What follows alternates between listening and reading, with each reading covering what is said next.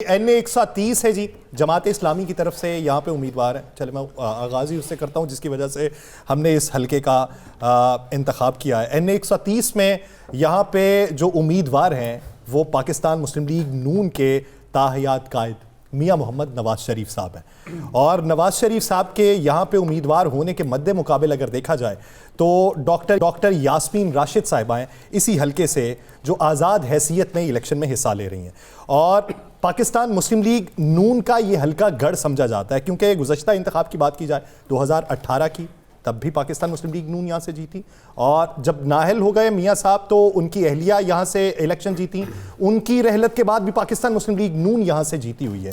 तो इस हवाले से इस हलके का इंतखाब करना और इस हलके के अंदर से इलेक्शन लड़ना ये दरीना ख्वाहिश तो थी, लेकिन अब बिलाल यासीन साहब के कंधे पे मियाँ साहब ने बात रखी हुई है कि आपसे इजाज़त लेके मैं इस हलके में इलेक्शन में उतरा था।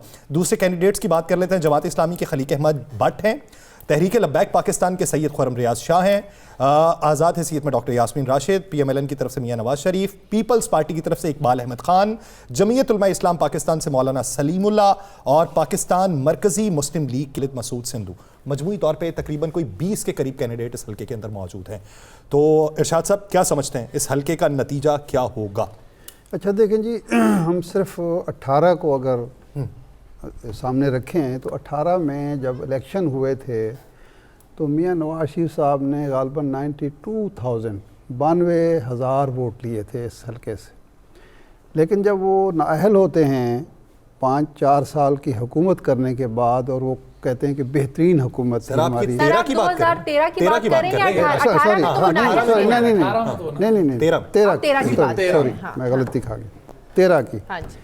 13 की हुकूमत में 92,000 वो इलेक्शन में 92,000 वोट लेते हैं। तकरीबन 92-93 यही था। तो उसके बाद 4 साल वो हुकूमत करते हैं और वो कहते हैं तारीख़ी एक तरक्की हुई उसी दौर में। जब 17 में वो नाअहल होते हैं तो यहाँ ज़िमनी इलेक्शन होता है और उनकी बेगम साहिबा बेगम कुलसूम नवाज साहिबा जो हैं वो इलेक्शन लड़ती हैं और यास्मीन राशिद उनके मुकाबले में खड़ी होती हैं। और दिलचस्प बात यह है कि 4 साल की बेहतरीन हुक्मरानी के बावजूद मरियम नवाज साहिबा और बाकी जो लोग थे पूरी पार्टी की कैंपेन के बावजूद वो जो वोट है वो नवाज शरीफ साहब का कम हो के 92,000 से कम हो के वो तकरीबन 54,000 या 55,000 रह जाता है कुलसूम नवाज का ज़िमनी इलेक्शन में। और यास्मीन राशिद का जो वोट था वो 2,000 तकरीबन 2,000 वोट बढ़ जाता है। 2,000 है या 3,000 है, इतना तकरीबन 4,000 वोट बढ़ा था।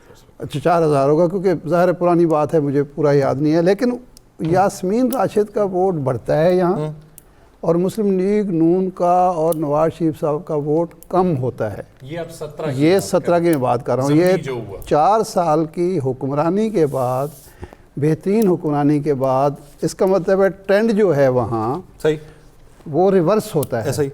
एक आज जो सूरत हाल है कि मियाँ नवाज शरीफ साहब इस हाल में इलेक्शन लड़ रहे हैं कि उनके मद्दे मुकाबले यास्मीन राशिद वो जेल में हैं और ना वो इलेक्शन कैंपेन ख़ुद कर सकती हैं ना किसी और को इलेक्शन कैंपेन का मौका मिल रहा है। उसकी कई वजूहात हैं।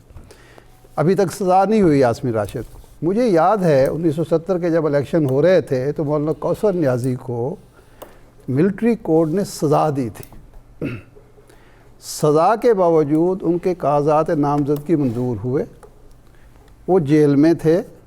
पसरूर गालबन पसरूर के हलके से उन्होंने इलेक्शन लड़ा और वो इलेक्शन जीते और इलेक्शन जीतने की बुनियाद पर उनकी सज़ा माफ़ कर दी गई कि अवाम ने चूँकि उस फैसले को गलत करार दे दिया है। सर समप इसे करें। मैं आपको जो कहना चाह रहा हूँ वो ये है कि ये जो इस वक्त मुकाबला हो रहा है, अगर तो एक फेयर एंड फ्री मुकाबला होता तो फिर तो कुछ रिज़ल्ट और होते।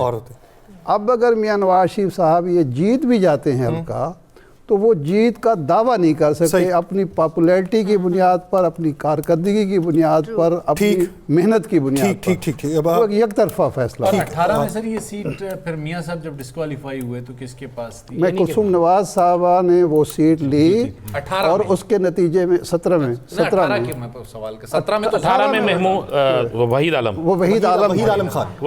अच्छा, उसमें भी ये हुआ कि इनके कुलसुम नवाज के वोट, यास्मीन राशिद के वोट 48 या 50 हज़ार से बढ़ के वो तकरीबन 95 96 हज़ार तक चले। वहीद आलम जीत गए थे। मैं